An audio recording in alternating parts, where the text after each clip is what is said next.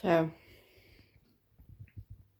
after a week, well, Thursday, Friday, Saturday, and every day that I did stuff, mainly the way I felt last week. Because when my anxiety's bad, all I want to do is clean, do washing, be a housewife. Which, yeah, is great. And I got a lot done last week. And yeah, then we went to stay at his mum and dad for a few days. So we came back Saturday lunchtime. And then Sunday he went to work and I woke up and I was like, yeah, rock on. Do a few more stuff. Sort the washing out, as we always do. We come back from there because they're focusing. We're kind of not. My wheelchair for bad days. So we always wash the clothes when we get back.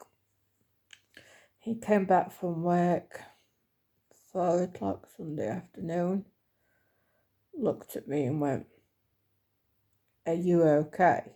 And I went, no. And he was like, right, before he even got his shoes off or anything, and then I shouted, where's your shoes? I said, like, right, like, let's get you upstairs. And he was like, right, what's down for tea? What? He was like, you ain't getting out of bed. I bring tea up for you. He goes, it might not be what you planned, but like literally didn't let me get out of bed yesterday either. He literally, Sunday night he went to bed. I think he was up before me. He might have even slept on the sofa, I don't know, to give me room to kick about. He didn't sleep Monday during the day because he was on nights. And then he went straight to bed. Now, he worked all night. And I made him come to bed because he'd been up for more than 24 hours. He's already gone back to work. Started work at 5 this evening. You don't finish until 1. And literally all I've done, I put 2 loads of washing on today. Got myself some lunch. And worked. And I felt good whilst I was doing stuff last week. And this week I'm just like, I know we're only on Tuesday, but still, because it's fibro week and mental health week, it's actual fibro day tomorrow, which is Wednesday. So I've got a life plan tomorrow on my Facebook page, and then one Friday, I think. And I'm adamant that I'm going to do them. Like literally, no else gets done then, so be it. I've got towels to put out to dry. I go upstairs. But he's not off now until Friday, so I'm like, he's got some more full shifts. Like, I think he finishes at 1.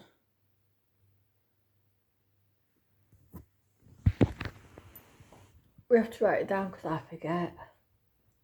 Finishes at 1, he's back in at 4:45 tomorrow until 11:15. And then on Thursday he's doing the 12 round 9. I'm just drained. And I've got June's going to be a busy month because it's obviously Father's Day, my dad's birthday, But I've also got my first rheumatology appointment, my medication review to get me on some better painkillers, and I've got my next pain clinic appointment as well. Next Monday I've got my leg physio. Hopefully it'll be the last one because I'm getting better with my walking. But it's hard to distinguish with my fibro what's just going to be general pain and what is actually still recovering from when I broke my leg. So, but I'm hoping it'll be my last one because my physiotherapist is leaving to go to a different clinic, so I kind of don't want to be stuck with anyone else. But yeah, fell asleep on Simon earlier. I never sleep during the day. I'm wrecked.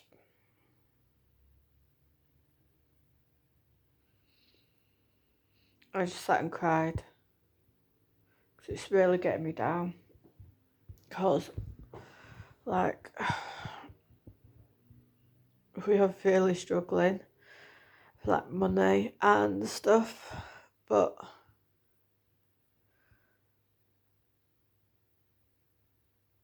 I can't physically, mentally, emotionally work. Pip turned me down, so I'm waiting for my mandatory review to get sorted. I have got an affiliate job that I do, but it's not big bucks, and it relies on people putting orders in, and I know a lot of people that are struggling, so it's kind of like, it's hard. I have set up a team. My team is only one and her team's bigger. But at the moment, I kind of have to concentrate on my health, but then at the same time, somehow make money from somewhere. I don't know. And I have a lot of guilt on my shoulders because if I was able to work, then we wouldn't be in this position. Kind of my epilepsy is under control, and then my epilepsy gets under control, and then I break my leg, and then I end up with fibro, and I'm just like, what can I do? And because they're not doing a face-to-face assessments for the PIP now, at the moment, I have to prove on paper what is wrong with me. And literally everyone I know that's done like a form has got turned down. And I'm sick of having to prove that I'm not well. Like, would I have pain clinic appointments? Would I have rheumatology? Would I be on the waiting list for counselling? No, I had to fight for that counselling. I've had to wait 3 months for my rheumatology appointment. I had to wait 2 months for the pain clinic appointment. I've got to wait a month to get my medication review with the pain clinic. And it's like,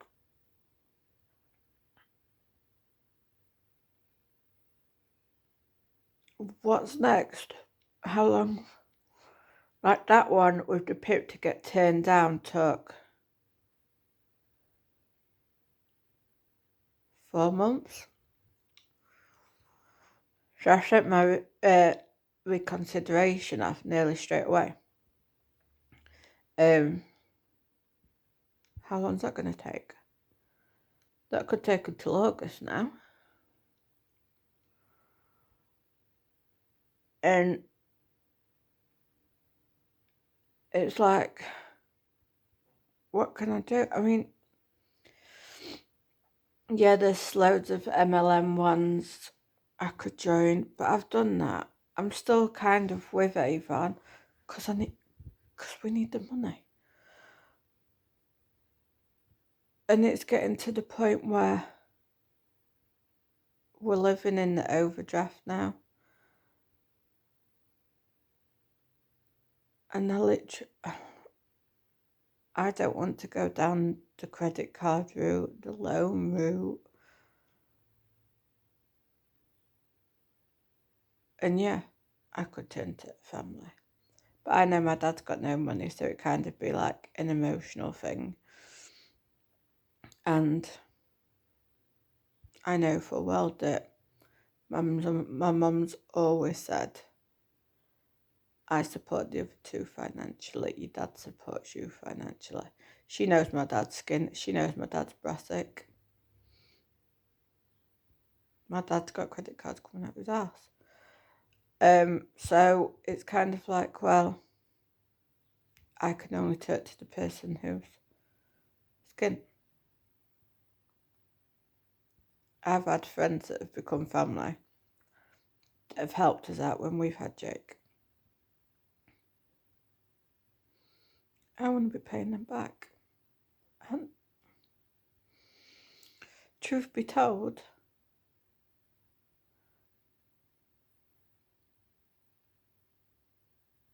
I don't know this month if I'm going to be able to do it. And they only expect a couple of quid each time. It's not like they're expecting like 20 quid each month. But, I don't know. Literally, we're having to sort Simon's bike out so he can cycle to work and back every shift. Because we can't afford bus fare.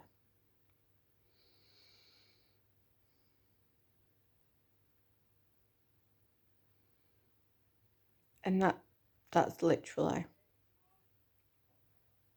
all I would pick for to make life easier for us. I want to go and spend loads to get a new wardrobe or get new clothes. This top I've had for possibly 10 years. This top I've had for 6 years. Leggings, tough nose. I'm not bothered about that. I just want to make life easier for us. So yeah, I'm having a bit of a rant now.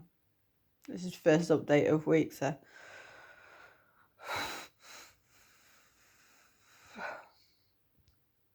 but it's so hard.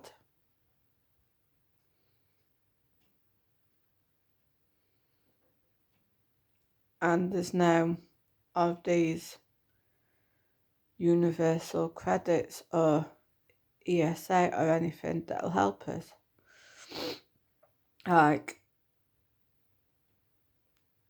we're being punished for living together. Like, when we were living separately, we were better off. And now we've got a base for me and him and Jake, his son. We're worse off. Because my ESA has gone right down to 20 quid a fortnight because of his wages. And it just makes me think, do they actually want people to work or not? Because he could quit his job, we could both claim as a couple, and we'd be better off doing that than we are now. But at the moment we just get housing benefit because I can't work, and my 40 quid a month.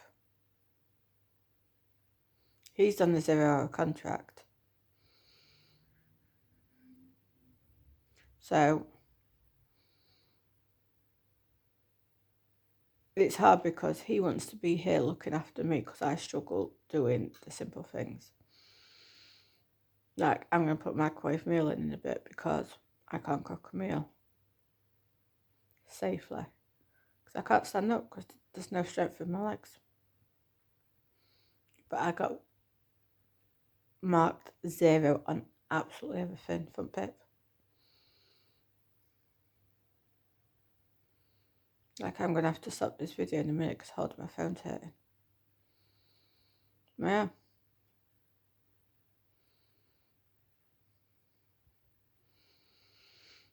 But he can't be here all the time because we need the money. We've got his son that we have to pay for every fortnight as well. He's paying all our bills as well as getting food in. It just seems like a moaning, but like to get his son up here 4 or 5 times a year, it's £100 on a day trip because he lives down in Kent. And then when we take him back a week, 2 weeks later, it's another £100. So yeah, we only get him 4 or 5 times a year, but we're still recovering from having him in April, now towards the middle of May.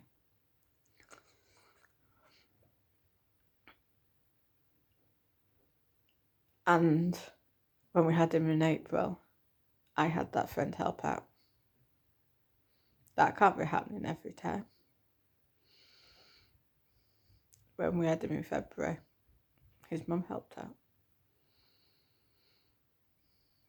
Baby mama never helps out. And now she told us we're not having him. Do you know what? There's just so much to our story. But I keep quiet a lot because it just feels like I'm whinging constantly.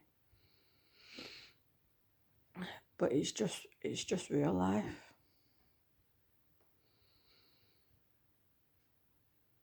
And yeah, I'd love to be able the dream to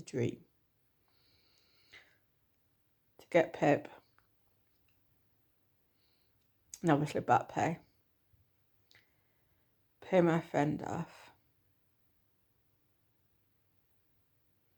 even though she'd kill me if I paid it all off at once, and literally get back to court. And because they were last in court 7 years ago, and get some revised because baby mama's now driving. But she won't even meet him in London. And try and get something new on that.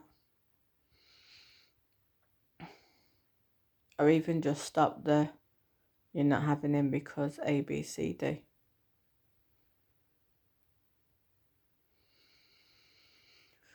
But there's just so much, and it just takes, with everything else that I'm trying to get my head round and dealing with, it just, every additional thing is just another knockdown almost. And there's just only so much I can take before I snap. Like soon we're going to need another tyre for his back. Hoping it'll last until June.